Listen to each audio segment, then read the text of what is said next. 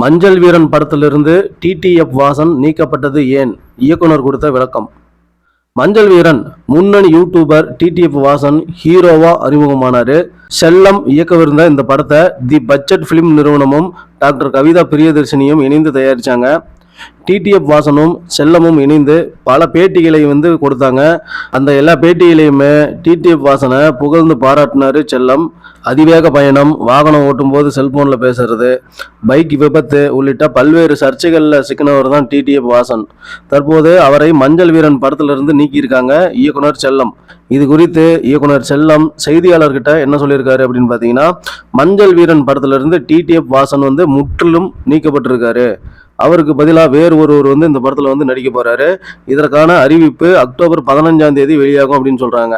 TTF வாசனுக்கு பல வேலைகள் இருப்பதால அவருடன் பயணம் செய்வது ரொம்ப கஷ்டமா இருக்குது. அவரது கைது சில நாட்கள் மட்டும்தான், பல நாட்கள் அல்ல. அது ஒரு காரணம் கிடையாது. அவர் மனதளவில் படைப்பாற்றல் இல்லாதவர். அதனால படத்துல இருந்து நீக்கிட்டேன். இந்த படத்துல வில்லன், அம்மா மற்றும் மற்ற கதாபாத்திரங்களோட படப்பிடிப்பு முடிஞ்சிருச்சு. ஹீரோ சம்பந்தமான காட்சிகள் மட்டும்தான் மீதி இருக்குது.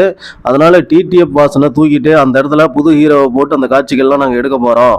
மஞ்சள் வீரன் ஒரு வாழ்க்கை வரலாற்று படம், அதை ஒரு காவியமா கொடுக்க போறோம் அப்படின்னு இயக்குனர் சொல்லியிருக்காரு. மஞ்சள் வீரன் அப்படிங்கிறது ஒரு தலைப்பு, அதுல எந்த மாற்றமும் கிடையாது. டிடிஎஃப் வாசனை வேண்டாம் அப்படின்னா அவரை விட பெரிய ஹீரோவா ஒப்பந்தம் செய்வேன். டிடிஎஃப் வாசன் நீக்கப்பட்டதற்கு ஜோயா பொறுப்பல்ல. அவர் யாருன்னு எனக்கு தெரியாது. டிடிஎஃப் வாசனை நீக்கிறது அப்படிங்கிறது நானும் தயாரிப்பாளரும் சேர்ந்து எடுத்த முடிவு.